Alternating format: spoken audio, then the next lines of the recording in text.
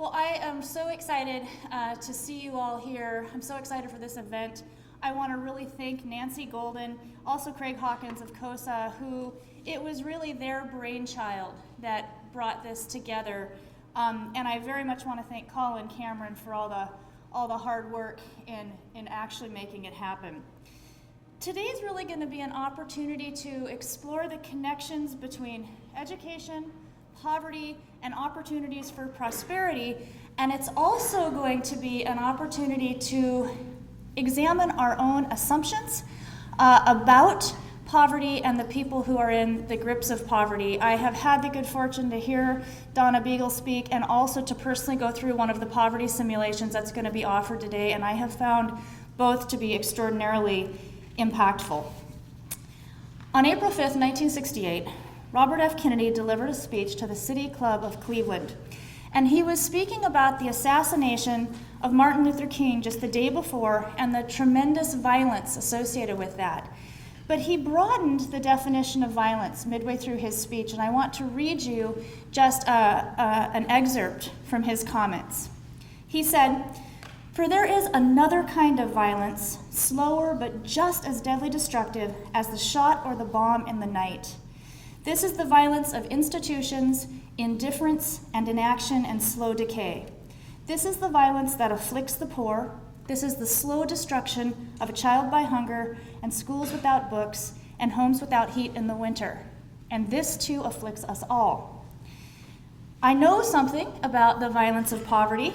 I am the first in my ancestry born outside of Oklahoma and Arkansas. That happened because my mom left her first husband for his younger brother. So they had to get the heck out of Dodge.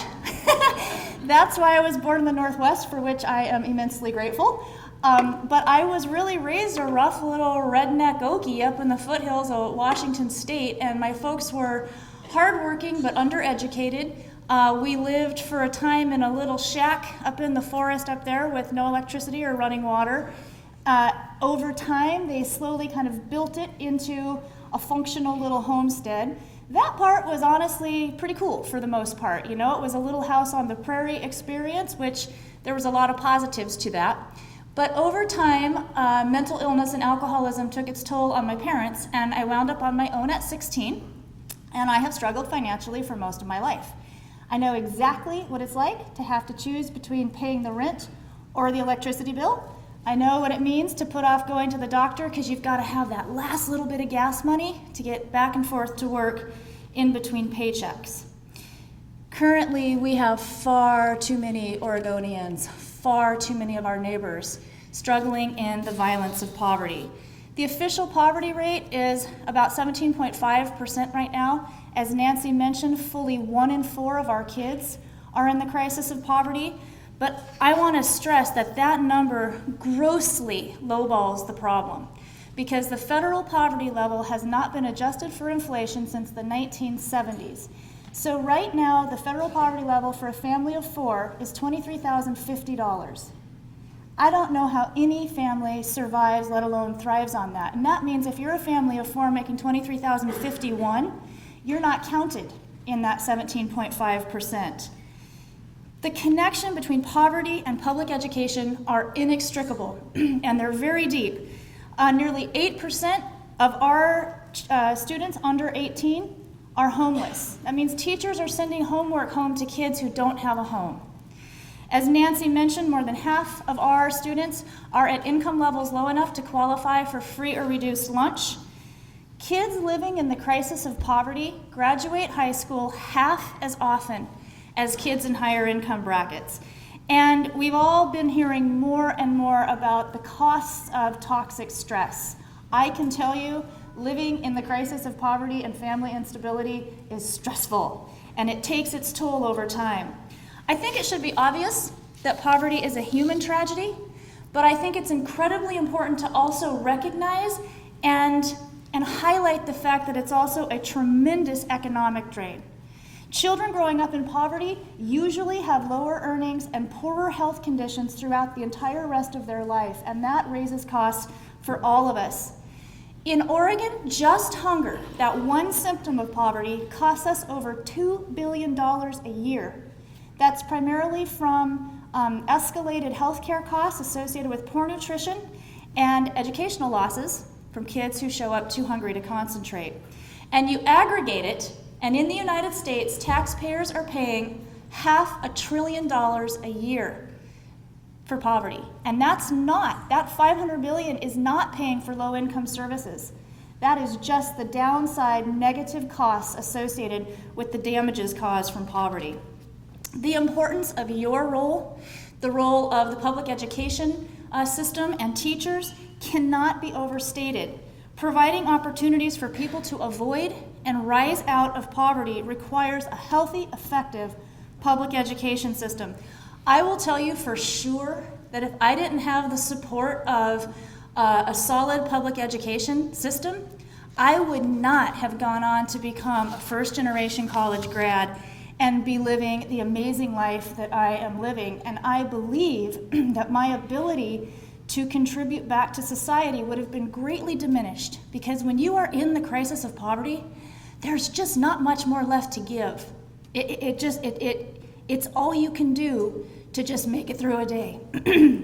This week is National Teacher Appreciation Week. How perfect is this timing? Yes? All right, we're gonna give it a round, yes? And I will tell you that my story is just one example of why teachers should be appreciated every single day. I went to a very small rural public school system. My high school had 60, or my graduating class had 60 kids in it.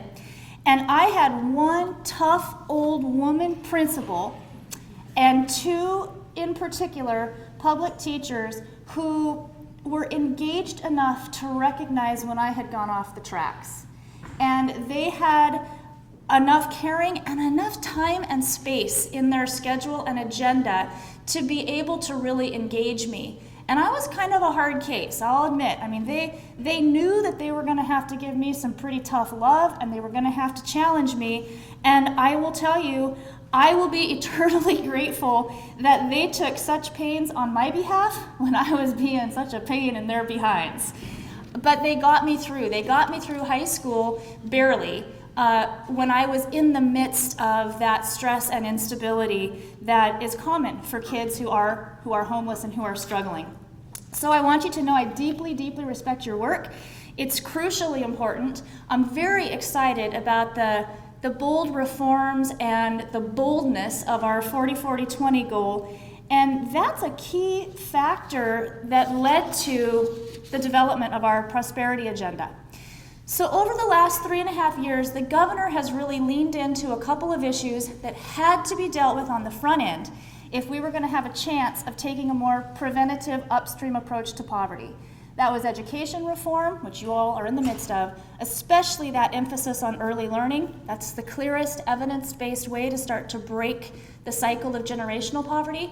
And healthcare reform that's not just about getting more people covered under the existing expensive and marginally effective system, but actually changing healthcare delivery itself to a much more preventative model. As he's been working on that, I've really leaned into the sustainable economic development issue and poverty reduction. I've been working with a very diverse team of folks, my prosperity team. It includes people within government, it includes the business sector, poverty advocates. We've created a framework that really shows how every major policy area, education certainly, healthcare, public safety, economic development, it all influences poverty either positively or negatively. We've also been working very intentionally on poverty as an economic development issue, and we've engaged the Oregon Business Council, and I'm delighted to report that they have now added poverty reduction as one of the top 3 goals of the Oregon Business Plan. That's getting national recognition, and it's proving very powerful to have the business voice leaning into poverty reduction with us. All of that work has now converged into the prosperity agenda. There is no longer an initiative. It's actually a framework agenda for our administration. And the aim is to make the transition to a sustainable, clean economy in a way that creates opportunities for everybody, regardless of starting income level, birthright, or ethnicity to achieve prosperity and economic security. And I want to give you just a sampling of what we all, you included, have accomplished over the last couple of years. We closed a $3.5 billion budget gap through bipartisanship that has just not been seen anywhere else in the country lately. We secured a compromise that led to a $1 billion investment in education and a dedicated revenue stream for mental health, which is also fundamentally important to our poverty crisis.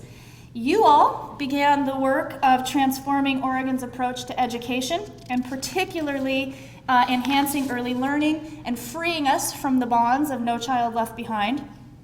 We have created as a state a new preventative approach to healthcare that will save Oregon taxpayers $200 million this biennium alone.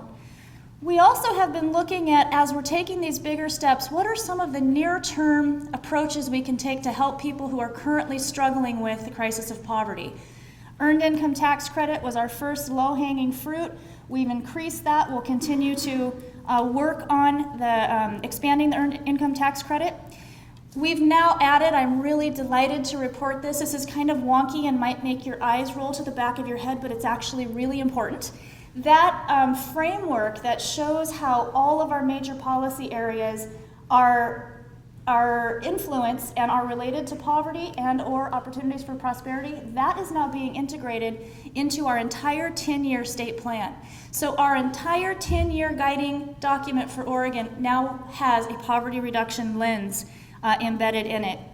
And we've also been supporting, through the Prosperity Agenda, a number of prosperity impact projects, and I won't go into them just for time, but you can find descriptions on our website, which is OregonProspers.org. It's not a very good website yet, but it's functional. The one that I do want to point out is Kiva Oregon. How many of you are familiar with the online investment platform Kiva? So for folks who aren't, it's been around a long time. I think it's fabulous. For as little as $25, you can go on and actually invest in a low-income entrepreneur. This is not a giveaway. You get repaid, and it has over a 90% repayment rate. Traditionally, Kiva has only supported small entrepreneurs in developing countries, but we now have Kiva Oregon. So in addition to my half dozen African women, I've got a couple of Oregonians that I invested $25 in, and they are launching businesses. And I'm happy to say that we've got 45 lenders so far and a 100% repayment rate in Oregon. So the federal poverty level is a ridiculously out-of-date benchmark, but it does give us a baseline. And with that baseline, the Oregon Prosperity Agenda has set a goal of reducing poverty from our 17.5% today to below 10% by 2020 and below 5% by 2025. The only way that we're going to be able to achieve that is if we have a first-class public education system. And similarly, given the tremendous strains that poverty puts on our educational system and on public teachers, it's unlikely that we're going to be able to reach that 40-40-20 goal if we don't effectively address poverty. They are inextricably connected. As a state, we have to take collective responsibility for student success, and it's going to take communities around the state rolling up their sleeves, linking arms, and really pulling together to leverage resources to maximize impact and just simply refuse to let students fail. This means parents and family, community, culturally specific organizations, business leaders, and local governments are going to have to come together and find their place, their niche in an ecosystem in a way that supports all of our kids. It also means that schools are going to need to partner in new ways with human services and parents within their communities. And it means that education funding cannot be pitted against funding for the safety net. Those have to work together. We need our educational advocates to fight as hard for food programs and TANF and childcare as they do for the K-12 budget.